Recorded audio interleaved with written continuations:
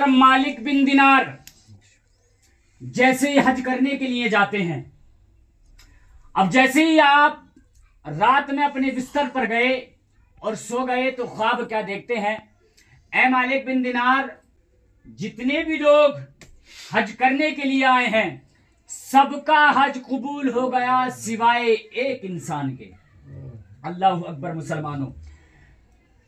अब मालिक बिन दिनार ने जब इतना देखा, घबरा करके आंख खुली और फौरन अपनी वालदा के कदमों पे जा गिरे। ऐ मेरी माँ, क्या मुझसे कोई खता हो गई? क्या आप मुझसे नाराज हैं?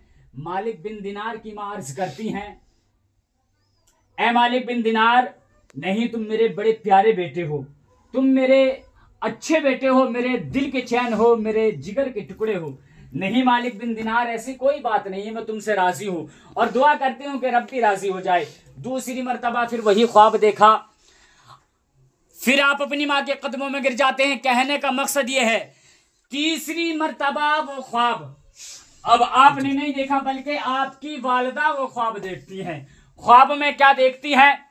ऐ मालिक बिन दिनार की माँ, जितने भी लोग हज करने के लिए मेरे घर काबे का तवाफ करने के लिए आए हैं सबका हज कबूल हो गया सिवाय एक इंसान के, और वो इंसान मोहम्मद बिन हारून नाम का शख्स है जो कि खुसरान से आने वाला काफिला है, उस काफिले के साथ में आया है। अल्लाह अकबर मुसलमानों। हजरत मालिक बिन दिनार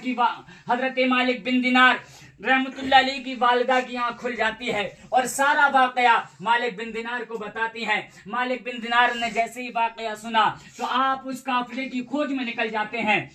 लोगों से अर्ज करते हैं, ऐ लोगों, जरा ये बताओ, कोई काफिला खुसरान से आया है जिसमें मोहम्मद बिन हारून नाम का शख्स मौजूद है। अल्लाह अकबर मुसलमानों। आप काफिले से मुलाकात करते चले जा रहे हैं। किसी से पूछा, वो बताता है कि हाँ, एक खुसरान से काफिला आने वाला है, वो वहां पर ठहरा हुआ है, आप जाइए मिल लीजिए। मालिक बिन दिनार जैसे ही वहां पहुंचते हैं, पहुंचने के बाद में एक इंसान से मुलाकात होती है। आप उससे अर्ज करते हैं, ऐ लोगों, जो इस काफिले में आया है, क्या उस काफिले के अंदर मोहम्मद बिन हारून नाम का इंसान मौजूद है? वो अर्ज करता है, जी हाँ, उस काफिले के अंदर मोहम्मद बिन हारून नाम का शख्स मौजूद है। आप अर्ज करते हैं, ऐ लोगों, जरा ये बताओ, उसके मामलात क्या है, उसका अमल क्या है, लोगों में वो किस तरह से है? तो लोग अर्ज करते हैं, ऐ साइल सुनो, इस दौर का अगर किसी को जीता जागता वली देखना हो ना तो वो मोहम्मद बिन हारून को देखे। क्या अगर किसी को वलियों का इमाम देखना है ना तो वो मोहम्मद बिन हारून को देखे।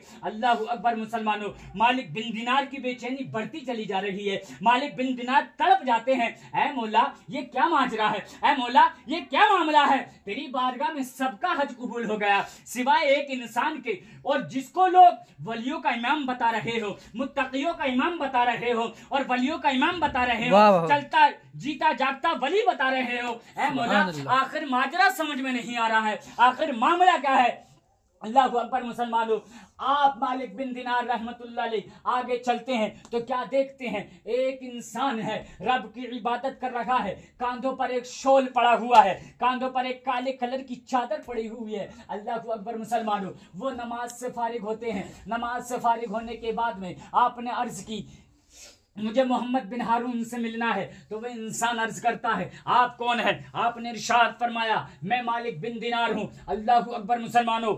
उस शख्स ने इतना सुना, तड़प जाता है, बेचैन हो गया, क्योंकि वो कोई और नहीं था बल्कि खुद मोहम्मद बिन हारून था। अल्लाह अकबर मुसलमानों। मोहम्मद बिन हारून से आप अर्ज करते हैं, ऐ मोहम्मद बिन हारून, रब की बारगाह में जितने लोग हज करने के लिए आए हैं, काबे का तवाफ करने के लिए आए हैं, सबका हज कबूल हो गया सिवाय तुम्हारे। आखिर तुम्हारे मामला क्या हैं? लोग तुम्हारे बारे में ये दरियाफ्त करते हैं, लोग तुम्हारे बारे में ये बताते हैं, अगर किसी को जीता जागता वली देखना हो तो वो मोहम्मद बिन हारून हारून को देखे। अगर किसी को चलता फिरता वली देखना हो तो वो मोहम्मद बिन हारून को देखे। लेकिन रब की बारगाह में तुम्हारा हज कबूल नहीं।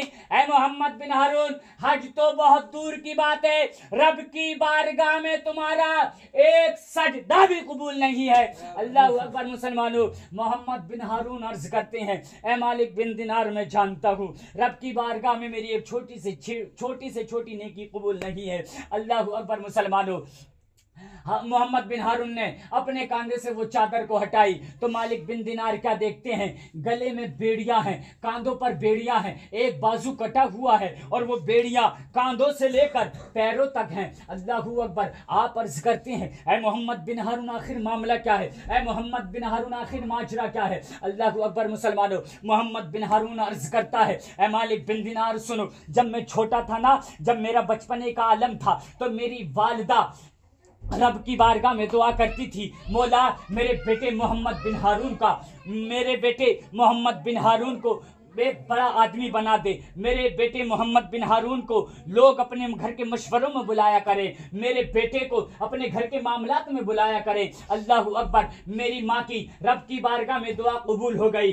दुआ कबूल होने के बाद में हम मालदार हो जाते हैं, लोग मुझे अपने घर के मशवरे में बुलाने लगते हैं, लोग मुझे अपने घर के मामलात में बुलाने लगते हैं। अल मुख्तसर कहने का मकसद यह है, मोहम्मद बिन हारून बताते चले जा रहे हैं, आप सुनते चले जा रहे हैं, लेकिन मोहम्मद बिन हारून अर्ज करते हैं, मेरी माँ की बारगाह में, मेरी माँ के पास में एक यतीम का केस आता है, मेरी माँ के बारगाह में एक बेबा का केस आता है। और अल्लाह अकबर। मुसलमानों, जैसे ही वो बेबा मेरी माँ की बारगाह में आती है, मेरी माँ के पास आती है और अर्ज करती है, ऐ मोहम्मद बिन हारून की माँ सुनो, आप जानती हैं मेरी माँ की कोई खता नहीं है, आप जानती हैं मेरी माँ का कोई हुजूर नहीं है, कल आपका बेटा जो फैसला सुनाए तो आप अपने बेटे को समझा दीजिएगा, आप अपने बेटे को बता दीजिएगा कि मेरी माँ की कोई खता नहीं है।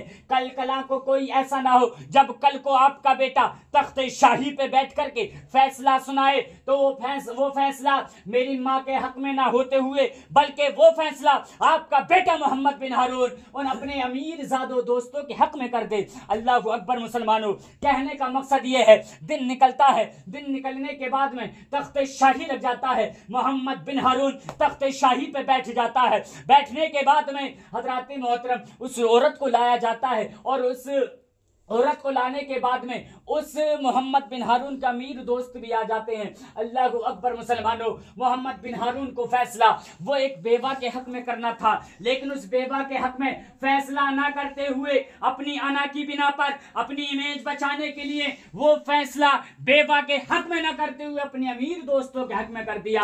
अल्लाह अकबर। मुसलमानों, फैसला करने के बाद में मोहम्मद बिन हारून जैसे ही अपने घर पहुंचते हैं तो क्या देखते हैं, आपकी वालिदा तंदूर में रोटी बना रही है। अल्लाह अकबर। मुसलमानों, उस वक्त ये बिजली का दौर नहीं था, उस वक्त ये हीटर या स्टोव का दौर नहीं था, तंदूर में रोटी बना करती थी। अल्लाह अकबर। मुसलमानों, कहने का मकसद ये है, मोहम्मद बिन हारून को जैसे ही मोहम्मद बिन हारून की माँ ने देखा, गिरबान पकड़ लिया और अर्ज करने लगी, ऐ मोहम्मद बिन हारून, क्या अच्छा होता, क्या मैं तुझे इस जमीन पर पैदा ही ना करती तो अच्छा था। ऐ मोहम्मद बिन हारून, क्या अच्छा होता मैं तुझे अपने पेट में ही गरगोर कर देती। ऐ मोहम्मद बिन हारून, मैं तुझे दुनिया में पैदा ही न करती। अल्लाह अकबर। मुसलमानों, मोहम्मद बिन हारून अर्ज करते हैं, मुझे जलाल आया, जैसे ही मुझे जलाल आया मैंने अपनी माँ को धक्का दे दिया। धक्का देने के बाद में मेरी माँ जलते हुए तंदूर में गिर जाती है और जलते हुए तंदूर में गिरने के बाद में उसने अपने हाथों को बुलंद किया और अर्ज करने लगी, मौला मैं अपने बेटे मोहम्मद बिन हारून से नाराज हूँ, मौला मैं अपने बेटे मोहम्मद बिन हारून से राजी नहीं हूँ, मौला तू भी उसको माफ न करना। अल्लाह अकबर। मुसलमानों, मोहम्मद बिन हारून अर्ज करता है, मेरी माँ ये जुमले कहते कहते जलते हुए तंदूर में इंतकाल कर जाती है। अल्लाह अकबर। मुसलमानों, मोहम्मद बिन हारून अर्ज करता है, ऐ मालिक बिन दिनार, जैसे ही मुझे ख्याल आया मैंने तलवार उठाई, तलवार उठाने के बाद में अपने बाजू को कलम कर दिया। ऐ मोहम्मद बिन हारून, ऐ मालिक बिन दिनार सुनो, जब से लेके आज तक मैं हज पे हज कर रहा हूँ, ऐ मालिक बिन बिन दिनार, जब से लेके आज तक मैं सजदे पे सजदा कर रखा हूँ। ऐ मालिक बिन दिनार सुनो, जब से लेके मैं रब की इबादत पे इबादत कर रखा हूँ, लेकिन मैं जानता हूँ रब की बारगाह में मेरा कोई सजदा कबूल नहीं है। ऐ मालिक बिन दिनार, मैं जानता हूँ रब की बारगाह में मेरी कोई छोटी से छोटी नेकी कबूल नहीं है। ऐ मालिक बिन दिनार, मैं जानता हूँ मेरी माँ ने जो मुझे जुमले कहे थे उनकी वजह से रब की बारगाह में मेरा कोई सजदा कबूल नहीं है, लेकिन ये लोग जब मुझे देखते हैं तो बलियों का इमाम बताते हैं। ऐ मालिक बिन दिनार सुनो, जब ये लोग मुझे देखते हैं तो मुत्तकियों का इमाम बताते हैं। ऐ मालिक बिन दिनार सुनो, जब ये लोग मुझे देखते हैं तो परहेजगारों का इमाम बताते हैं। ऐ नौजवानों, कसम खुदा की, अगर तुमने अपने माँ बाप को नाराज कर दिया तो अल्लाह की कसम तुम्हारी दुनिया भी कामयाब नहीं बनेगी, तुम्हारी दुनिया भी नाकामयाब हो जाएगी, तुम्हारी आखिरत भी नाकामयाब हो जाएगी। अल्लाह अकबर मुसलमानों, अगर तुम अपने माँ बाप को राजी कर लोगे तो मेरे मुस्तफा इरशाद फरमाते हैं मैं मुस्तफा तुमसे राजी हो जाऊंगा और मेरा रब भी तुमसे राजी हो जाएगा। अगर तुम्हारे माँ बाप तुमसे नाराज हो गए तो कसम खुदा की मुसलमानों, तुम्हारी दुनिया नाकामयाब हो जाएगी, तुम्हारा दुनिया में कोई वजूद ना रहेगा।